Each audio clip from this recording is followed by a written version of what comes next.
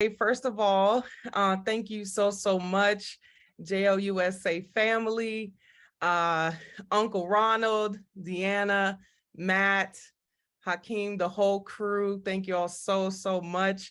So I have 5 to 8 minutes to try to just first of all congratulate you, but also if I can just encourage you along even more in this journey. Thank you, Brandon, for those reflections. Ditto, very powerful. Yes, you are strong. You are powerful.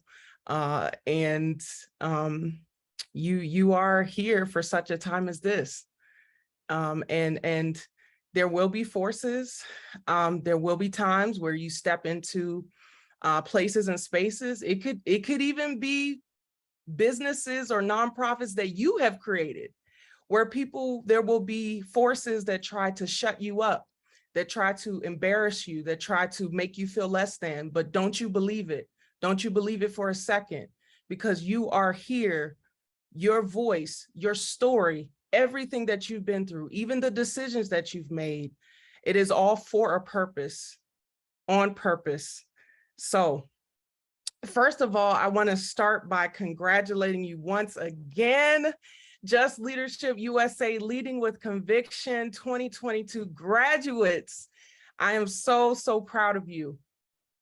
I'm proud of you for making the decision and being intentional about investing in yourself and your personal growth and professional development, for staying committed to this program, for overcoming all of the obstacles that life has presented to you, and all that you have done and continue to do to positively contribute to your communities and to our world.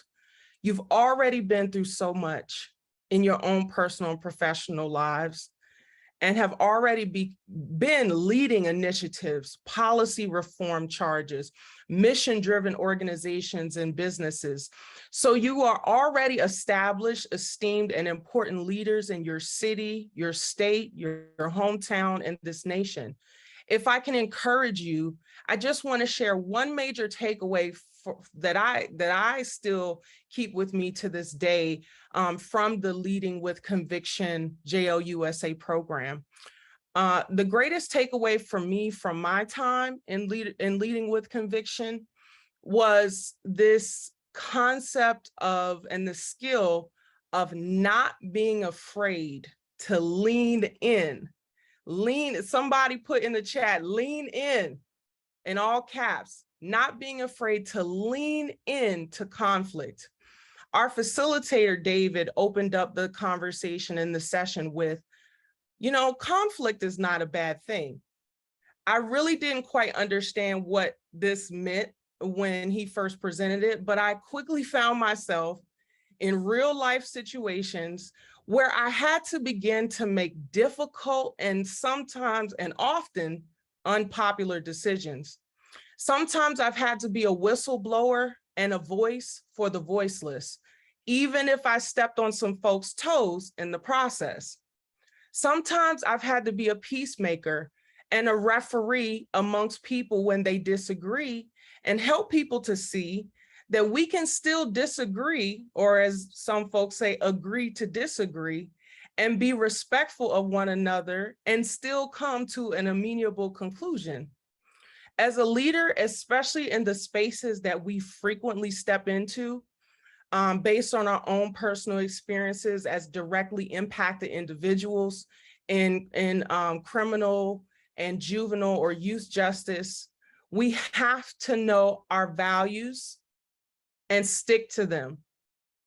We have to know our personal values and stick to them. To be unshakable in our integrity and our personal value system, unmovable like a tree planted by rivers of waters. Our values are inherently tied into our identity. What makes us us? What makes you you? What makes you unique? What makes you the leader that you are? You are leaders who the world needs. We need now.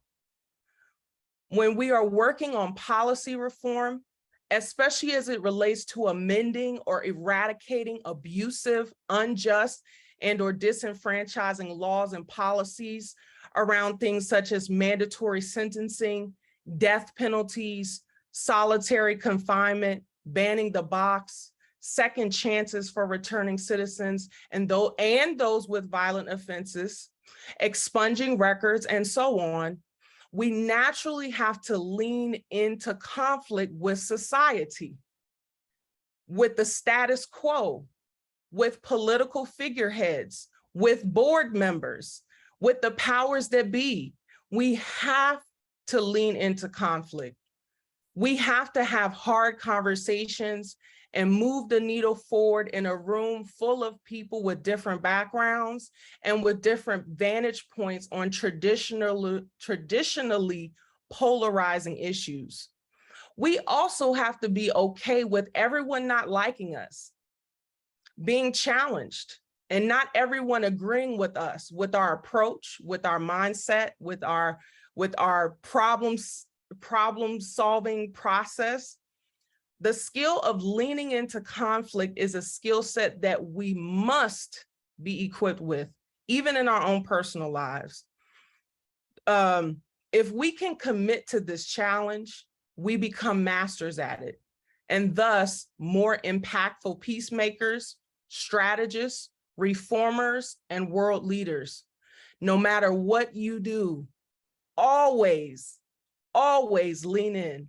Really, it has a lot to do with internal work. People are waiting for you to show up in rooms and to lean in. You are worthy. You belong in the spaces that you step in. Your voice, your experiences have immense value, and so many people need to hear your story, to hear your voice, and to learn from your leadership. All right, great people. I love you. God bless you. And each and every day, I just want you to remember, lean in. Thanks, guys.